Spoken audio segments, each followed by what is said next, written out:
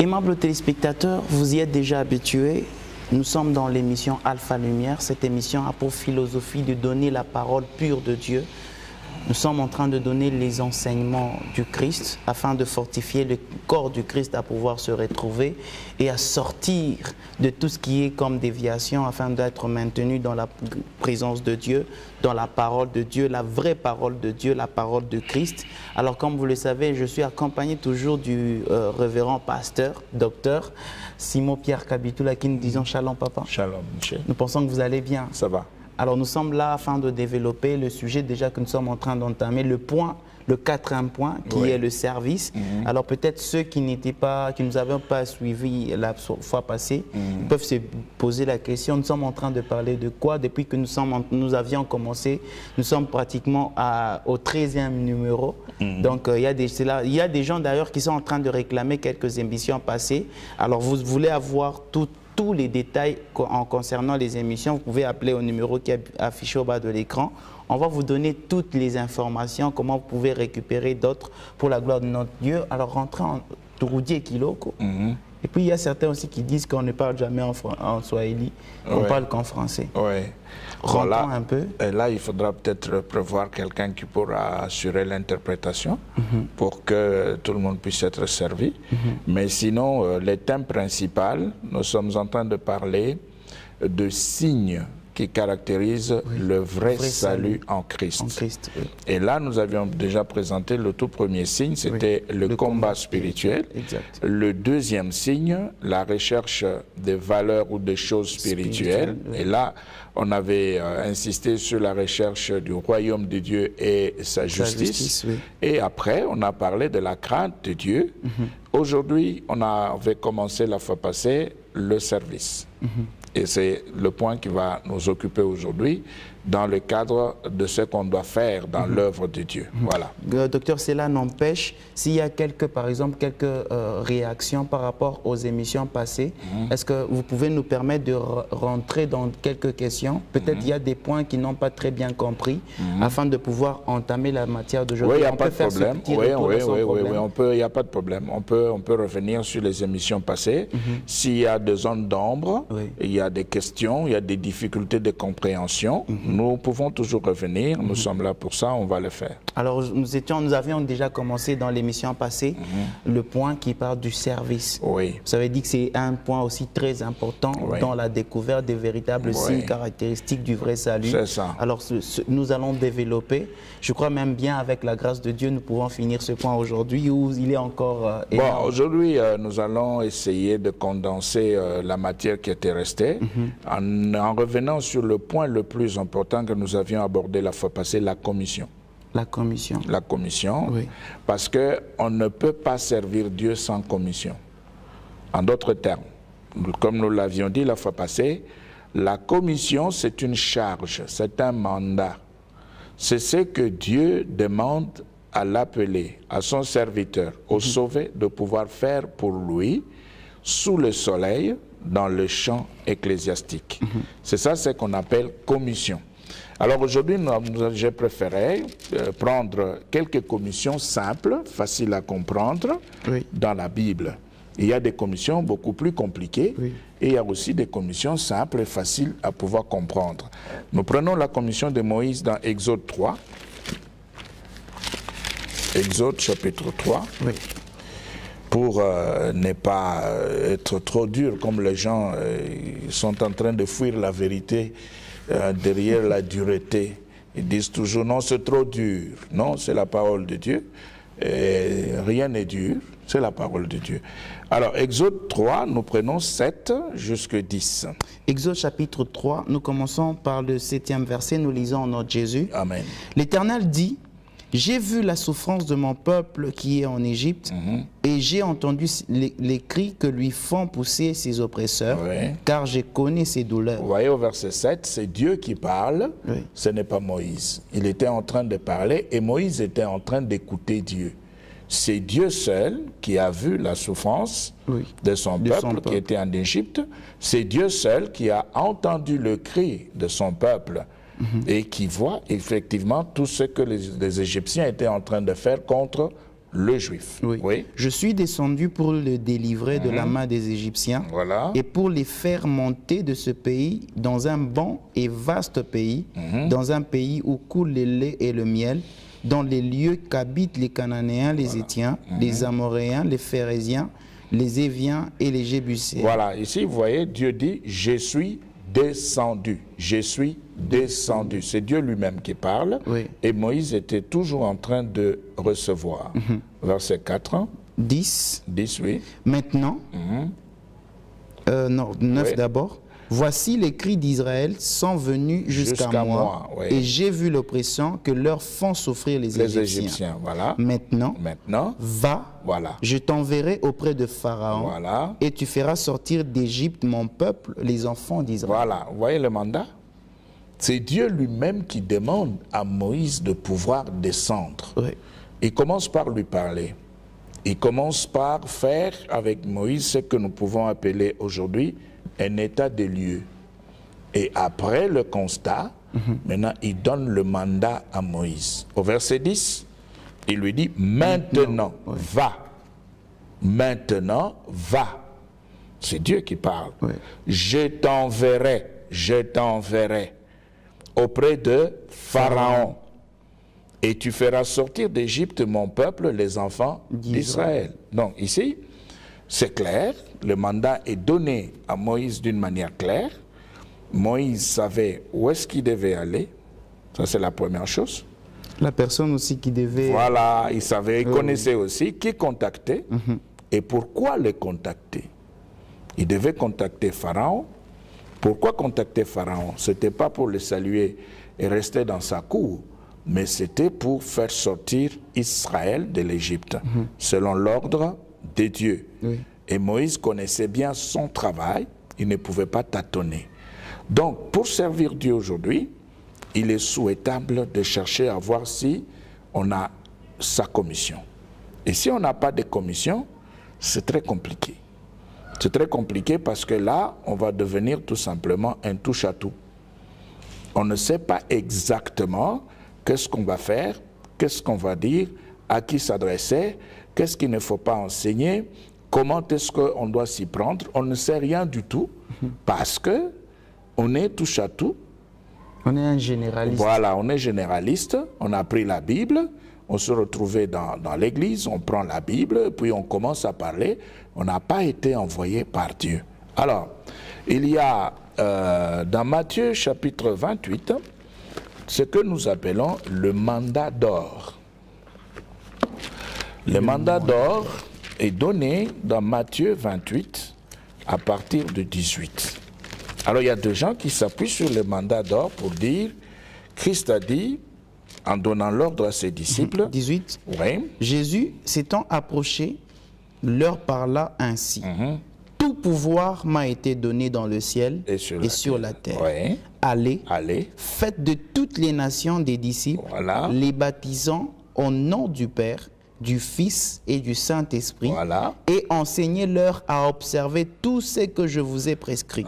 Et voici, je suis avec vous, vous tous les jours jusqu'à la fin du monde. Amen. Alors on dit, non, voilà, Christ a dit, allez, et bien nous partons. Non, ça ne suffit pas. Ça ne suffit pas même parce si que... parce que généralement, ils disent, même si Dieu ne nous a pas appelés comme Samuel, comme Moïse, quand même nous nous cachons dans l'ordre royal. Allez. Mais dans l'ordre royal, le mandat d'or, la commission d'or, donne l'ordre de pouvoir faire le travail missionnaire. Et ça, c'est donné à l'Église, corps de Christ. Parce que ici, Christ s'est adressé à ses disciples. Aux 12. Aux 12. Et si vous restez dans le mandat d'or qu'est-ce qui se passe quand on reste dans le mandat d'or? Quand on est dans le mandat d'or, on va respecter le verset 20. Christ dit, enseignez-leur à observer tout ce que je vous ai prescrit. Voilà, c'est ça, cette phrase limite le mandat d'or. C'est-à-dire, on ne pourra enseigner que le commandement. Un disciple est disciple à cause de l'obéissance. Et quand les disciples travaillent pour produire d'autres disciples, eh bien, le disciple est dans l'obligation de pouvoir enseigner le commandement pour que le nouveau disciple puisse apprendre à obéir. Il n'y a pas de disciple sans obéissance. Obéissance au commandement. Mais vous allez voir maintenant ce qui va se passer. Ici, nous avons le mandat d'or. Et quelqu'un peut s'appuyer sur le mandat d'or, comme je venais de le dire, et partir pour servir. Mais nous voyons, après le mandat d'or, dans Acte 26, nous voyons Dieu revenir maintenant avec Paul, malgré la connaissance que Paul avait du mandat d'or, Dieu donne à Paul une commission spéciale. Acte 26, prenez le verset 17 jusqu'à 18. 17. Je t'ai choisi du milieu de ce peuple et du milieu des païens vers qui je t'envoie, afin que tu leur ouvres les yeux pour qu'ils passent des ténèbres à la lumière et de la puissance de Satan à Dieu, pour qu'ils reçoivent par la foi en moi le pardon des péchés et l'héritage avec les sanctifiés. Voilà, donc ici, Dieu s'adresse par l'Esprit à Paul. Or, nous savons tous que notre christianisme est un paulinisme. Nous sommes des pauliniens parce que Paul est l'apôtre des nations. Maintenant, malgré le mandat d'or, le mandat royal, qu'est-ce qui se passe? Dieu, par l'Esprit, s'adresse maintenant à Paul d'une manière claire. Il lui dit, « Je t'ai choisi du milieu de ce peuple et du milieu des païens, vers qui je t'envoie. » Donc, Paul devait maintenant connaître le champ d'action, le terrain de son travail. Il a été envoyé par Dieu avec un mandat clair. Maintenant, la mission, au verset 18, Dieu lui dit, « Afin que tu leur ouvres les yeux pour qu'ils passent des ténèbres à la lumière de la puissance de Satan à Dieu, pour qu'ils reçoivent par la foi en moi le pardon des péchés et l'héritage avec les sanctifiés. » Alors, nous avons toujours une question que nous posons, qui brûle le cœur de plusieurs, qui consume les ambitions. Toi, serviteur de Dieu, qui t'a envoyé? Tu as été envoyé par qui? Pour quelle catégorie de personnes? Ce que tu fais là, tu le fais sur la base de quel mandat? Quel est le fondement que tu as dans le travail que tu fais? Bon, évidemment, les gens n'aiment pas ce genre de questions parce qu'ils trouvent que, bon, c'est brûlant, il ne faut pas poser de telles questions. Il y en a même qui répliquent, et toi qui t'as envoyé? Toi-même qui poses ce genre de questions, qui t'a envoyé? Voilà. Alors, si on n'a pas de mandat, on n'a pas de commission, on n'est pas au service de Dieu. On ne sert pas Dieu. On se sert soi-même, ou bien on est dans une association, ou bien on se retrouve dans une histoire terrestre qui n'a rien à voir avec Dieu. Docteur, comment vous différenciez la commission qu'un serviteur particulier reçoit d'avec celui du mandat d'or? Oui, le mandat d'or est adressé aux disciples de Christ. Donc, et quel est son contexte actuel? Voilà, le mandat d'or aujourd'hui, c'est l'œuvre missionnaire des églises. C'est le corps, c'est la mission. C'est à ce niveau où se situe le travail d'évangélisation de l'église, corps de Christ. Lorsqu'on parlait d'aller, c'est de l'évangélisation. Oui, c'est pour l'évangélisation. Pas des bergers qui sont établis sur un peuple quelconque. C'est pourquoi, vous voyez, Jésus dit, allez, faites de toutes les nations. Donc, les nations ici, c'est un groupe culturel, vous le savez. Le mot grec qui est utilisé ici nous renvoie au groupe ethnique, culturel, de même apparence, de même présentation, de même caractéristiques. Donc ce n'est pas quelque chose de spécifique qui repose sur les épaules d'un individu. Non. Enseignez-leur à observer tout ce que je vous ai prescrit. Chaque personne peut s'inscrire là-dedans, s'élever, commencer à parler de Christ, etc.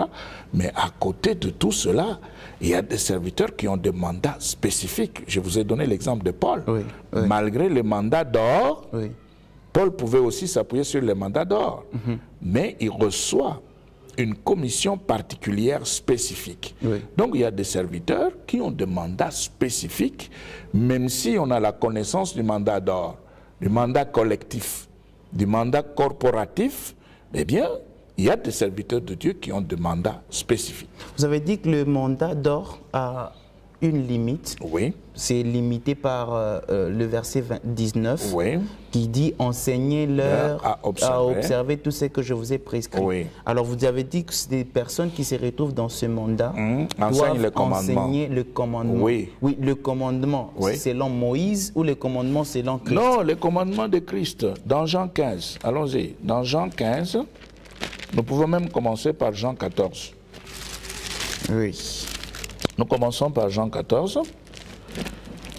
Et alors là, nous avons le verset 21. 21, la Bible dit Oui. « C'est lui qui a mes commandements Voilà. et qui les garde. » C'est pourquoi Jésus a dit, enseignez-leur à observer. Oui. À observer tout ce que je vous ai prescrit. C'est-à-dire, les disciples avaient reçu de la part du Maître des commandements. Et ils devaient absolument les observer. Oui, docteur, quand on parle des commandements, Oui. pour nous les profanes, on pense que les commandements, ce sont les 10. Et le commandement nouveau que je vous donne, aimez-vous les uns les autres comme je vous ai aimé. Oui. Donc en me disant qu'on doit les apprendre les commandements, c'est qu'on se réfère directement soit aux 10 de Moïse, soit à celui que Christ lui-même avait donné la synthèse. Il y a tout ça là-dedans. Parce que vous ne pouvez pas détruire les 10 commandements et prétendre obéir au commandement de Christ. Non. Vous devez respecter le 10, car Christ avait regroupé le 10. Vous le savez. Oui. Il a parlé de l'amour de Dieu et l'amour du prochain. Oui. Et c'est le même commandement qu'il récupère maintenant dans Jean 13. Aimez comme je vous ai aimé. Donc l'amour de Dieu et l'amour du prochain. Mais au-delà de tout ça, il y a dans Jean 15, au verset 10, écoutez ce qu'il dit. 10, la Bible dit, si vous gardez mes commandements, vous demeurerez dans mon amour. Vous demeurerez dans mon amour, oui. De même que j'ai gardé les commandements de mon Père et que je demeure dans son amour. Voilà, maintenant quand vous prenez Christ, quels sont les commandements que le Père lui avait donnés, qu'il a observés? Par rapport à sa mission. Vous voyez, c'est ça. Ça veut dire ceci. On apprend aux disciples à obéir. Parce qu'il n'y a pas de disciple-là sans obéissance. Au commandement de Christ, à l'amour de Dieu, à l'amour du prochain. Et c'est pourquoi nous disons ceci. Si vous voulez obéir à Christ et manifester véritablement votre disciple-là, il est souhaitable de rester dans les enseignements de Christ, dans ce que la parole recommande. Ne pas sortir des recommandations de la parole de Dieu, des recommandations des enseignements de Christ. Aujourd'hui, vous le savez, bon, non, je préfère laisser ça comme ça parce que les gens, ils ont des démangeaisons quand on leur présente les mauvaises choses qu'il faudra abandonner. Pour ne pas tomber dans le piège de garder la vérité captive. Ils ont beaucoup de démangeaisons. Par exemple, je reviens. Oui, justement, je ne veux pas retenir la vérité captive. Mais qui vous recommande de danser? Christ vous a recommandé de danser? Il a dansé lui-même. Voilà, vous voyez, c'est ça le problème. Vous allez voir que tout ce qu'on est en train de faire aujourd'hui, on le fait pour danser. Vous savez que ça, c'est une question qui n'aura jamais peut-être... Mais c'est parce que les gens n'aiment pas... Oui, docteur. Justement, c'est parce que les gens n'aiment pas Dieu. Les gens n'aiment pas la parole de Dieu. Les gens n'aiment pas la vérité. Ils sont en train de fuir derrière, bon, etc. Ils se cachent.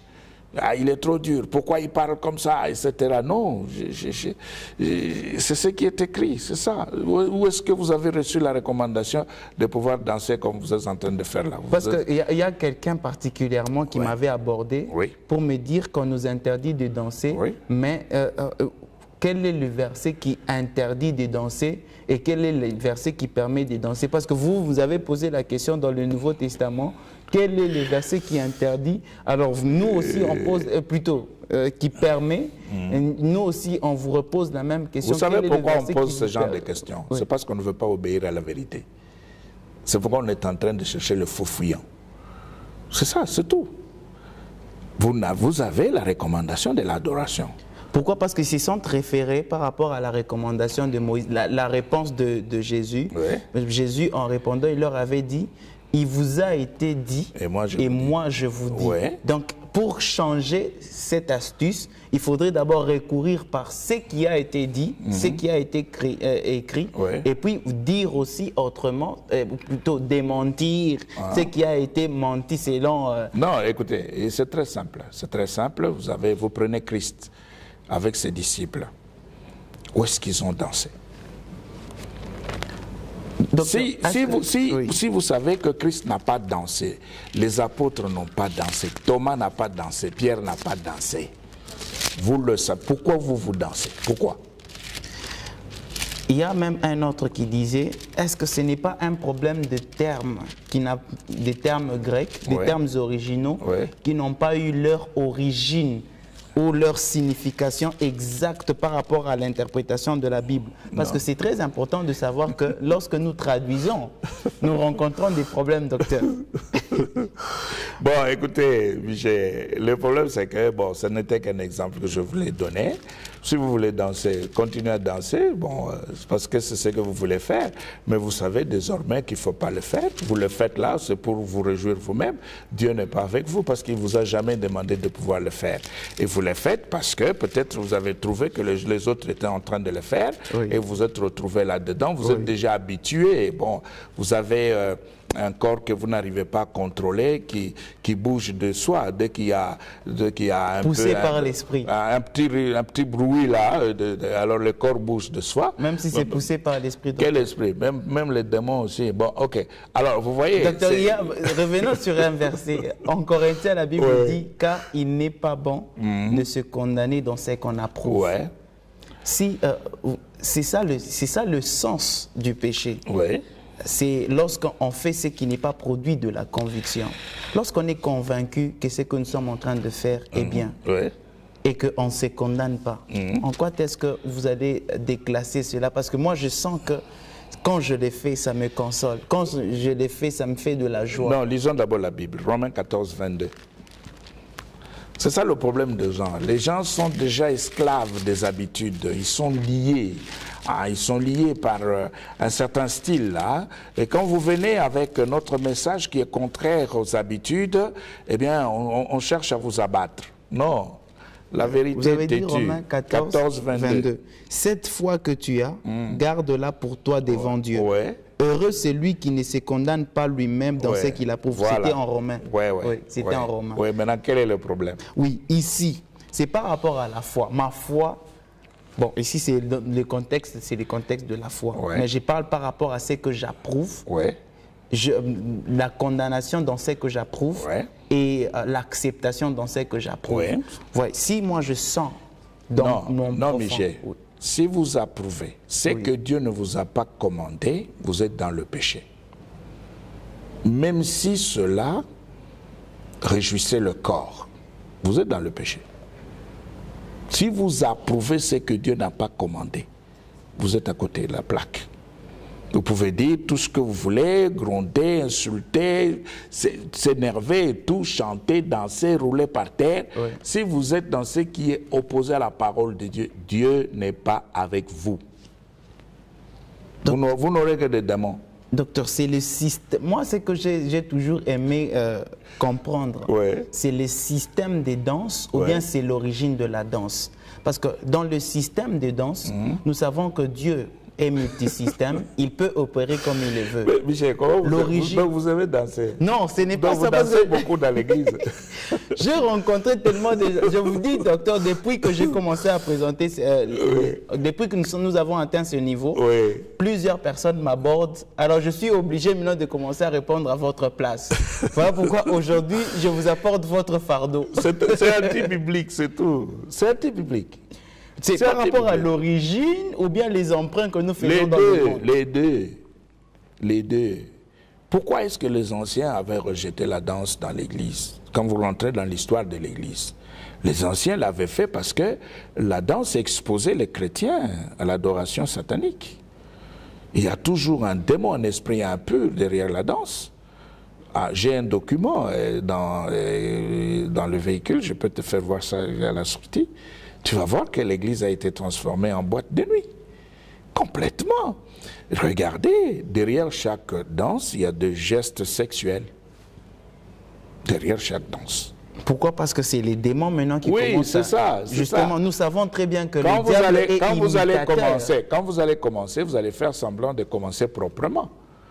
Mais quelque part là, quand vous serez emballé, vous allez voir que, bon, dans la salle, tout le monde va commencer à rire. Pourquoi on rit? Ce n'est pas la joie de la danse, ce sont les gestes sexuels qui réveillent les consciences et les gens sont maintenant obligés de rire un peu. Ah, la cata danse. Voilà. Vous voyez, donc il y a un problème là, très sérieux. C'est ça. Et les gestes sexuels nous ramènent dans les orgies, etc. etc. Ce sont des choses à bannir dans l'Église. Ce sont des choses à bannir. Si Christ ne l'a pas fait, pourquoi vous aimez? Qui aimez-vous? Voilà la question. Qui aimez-vous finalement? Oui, finalement vous aimez qui? Qui voulez-vous suivre? Vous voulez ressembler à qui? C'est ça. Qui est votre modèle? Docteur, même Jéricho était tombé avec les cris. Pas avec les danses. Crier, c'est pas danser. Les cris là, peut-être ça pouvait... C'est comme nous parlons ici. Nous sommes en train de parler, nous ne dansons pas. Nous parlons. Mais Jéricho aussi est tombé avec des cris. Mais Jéricho n'était pas tombé avec les ndombolo. Vous voyez Josué avec les ndombolo devant Jéricho. Et puis en train de crier, Obinakawapi. Alors maintenant les gens répondent là et puis des murs tombent. Non, ça ne se passe pas comme ça. Bon, écoutez, je me répète, il n'y a aucune imposition. Nous disons ce que nous connaissons et nous disons aussi des choses qui se trouvent dans les Écritures. Nous vous laissons faire ce que vous voulez. Vous avez le choix. Vous avez le choix de prendre la parole de Dieu ou de ne pas prendre la parole de Dieu et de rester dans ce qui vous intéresse. Voilà. Le service, docteur, par rapport au service? Oui, alors, par rapport au service, nous disons ceci. Même quand Moïse était parti dans l'au-delà, Josué, qui était resté après, était dans le besoin d'une commission. Josué ne s'est pas levé comme ça pour commencer à travailler. Non. Josué a reçu une commission de la part de Dieu. Et c'est sur la base de cette commission-là que Josué pouvait travailler. Aujourd'hui, nous n'avons pas à négliger la recherche de la commission dans la prière aux yeux de Dieu. Nous n'avons pas non plus à négliger, nous pouvons lire dans Josué 1. Oui. Docteur, à vous entendre parler, apparemment, il faudrait savoir même dans la Bible quels sont les messages qu'on doit prêcher par rapport à sa propre commission. Oui. Ça, ce sont les détails que nous donnons dans les séries, dans les leçons que nous donnons dans la formation. On n'enseigne pas tout. Vous ne pouvez pas tout enseigner à tout. Alors que la Bible doit se prêcher dans l'entièreté. Oui, mais justement, vous prêchez tout à qui? Regardez seulement les quelques leçons que nous donnons ici dans le cadre de ces émissions. Vous voyez ce que ça réveille dans le cœur des gens.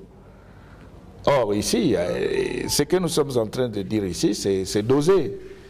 C'est dosé. Par rapport à ce qui s'est dit à l'église. Mais je vous l'ai dit, par exemple, si nous prenons le cas de mariage, le style de mariage que nous avons dans les églises aujourd'hui, c'est un style romain. Ça n'a rien à voir avec Christ. Où est-ce que Christ a béni un mariage? Où ça? La bénédiction. Bon. Où est-ce que vous voyez Christ devant un couple en train de bénir le couple? Où ça? Où est-ce que vous voyez les apôtres en train de bénir le couple? Où ça? Ça n'existe pas. Maintenant, quand on vous le dit, vous vous énervez. Oui, le problème c'est que vous leur dites comme ça, mais comment vous le faites dans Non, mais la Bible vous recommande, pasteur, serviteur de Dieu, le style et les systèmes de mariage recommandés par les Écritures se trouvent dans les Écritures. Comment? Vous utilisez quel document? Vous voulez des recettes? Mais justement, parce que vous dites que c'est un système romain. Quel est le système juif alors? Parce que nous sommes judéo-chrétiens. Mais écoutez, Michel, c'est très simple. C'est très simple. Quand on est allé chercher Rebecca, comment est-ce qu'il s'est retrouvé devant quel pasteur? Dans quelle église? Docteur, si vous revenez à Rebecca, parce que là, Abraham l'avait demandé d'aller dans sa famille. Oui. Donc, en parlant actuel, vous voulez en faire un... Ça a changé quoi? Qu'est-ce qui a changé? Justement, ce qui a changé, c'est qu'actuel, nous ne nous marions pas entre nous. Je ne veux pas quand même aller marier ma nièce. Non, le problème n'est pas là. Ma cousine. Non, nous ne recommandons pas le mariage consanguin. Non, ce n'est pas ça ce que nous recommandons. Il y a un système recommandé par les Écritures, accepté par les Écritures. Prenons Christ, prenons les apôtres. Oui. Où est-ce que vous avez vu Paul bénir un mariage? Docteur, si par exemple... Vous voyez ça? Donc il faut réfléchir avant. Si nous voyons Abraham donner des exemples et des instructions typiques à son serviteur pour aller en tant que patriarche, nous savons très bien qu'il y a une... Ephésiens 2, 20, vous avez la réponse. Ephésiens chapitre 2. Verset 20. Le verset 20. Ouais. Déjà, on nous dit qu'il reste très peu de temps. Ok, allons-y. 20, la Bible dit, vous avez été édifiés sur les fondements des apôtres et des prophètes, le mariage et qui ont dansé. Jésus-Christ lui-même étant la pierre angulaire. Voilà, les apôtres et les prophètes et Christ, qui ont béni le mariage et qui ont dansé. Nous parlons des apôtres, des prophètes et Christ. Si nous voulons entrer dans le véritable système, c'est que les apôtres, les prophètes, les Christ, donc eux tous, ils forment ce que l'on appelle la Tanakh, la Torah, les Ketuvim, les Nivim, et avec Christ qui est les évangiles et tout. Je ne veux pas ici les expressions théologiques parce qu'on va dire non, maintenant c'est la théologie, c'est la science. Non, docteur, ce n'est pas parce que je vous amène quelque part. Rentrons dans ce qui est écrit dans la Bible simplement. Si nous rentrons dans les écrits, il y a des expressions aussi qui nous démontrent qu'en tant que patriarche, il a le devoir, le mandat de changer la Bible. Ce n'est pas de changer, de pouvoir coordonner ce service-là, de bénir. De faire ce qui est contraire à la parole de Dieu. De dépasser les apôtres et les prophètes. Parce que les apôtres, peut-être, ils ne l'ont pas fait parce qu'ils n'étaient pas devant des circonstances. Donc maintenant, aujourd'hui, nous sommes devant les circonstances qui nous obligent à pouvoir changer la parole de Dieu pour faire autre chose. Vous avez dit que c'est un système romain. Nous avions été édifiés. Oui. Vous voyez? Édifiés, c'est-à-dire placés. Notre fondement, c'est celui-là. Ce n'est pas aussi à négliger quelques exemples qui nous ont été donnés dans l'Ancien Testament. Parce que c'est l'ombre des choses à venir. De toutes les façons, vous pouvez bénir le mariage, vous pouvez célébrer, vous pouvez tout faire. Mais sachez-le, vous êtes totalement dans le système romain. Parce que si nous prenons Romains 11, Romains 11. Le système romain. Oui, non, là c'est les mariages, tout ce qui se passe aujourd'hui dans les églises. Romains 11, bon, prenez le verset 18. Le verset 18, la Bible dit, mais je dis, n'ont-ils pas entendu? Au contraire. Romains 11, 18. Oh, plutôt. 11, 18. 18, la Bible nous dit, ne te glorifie pas aux dépens de ses branches.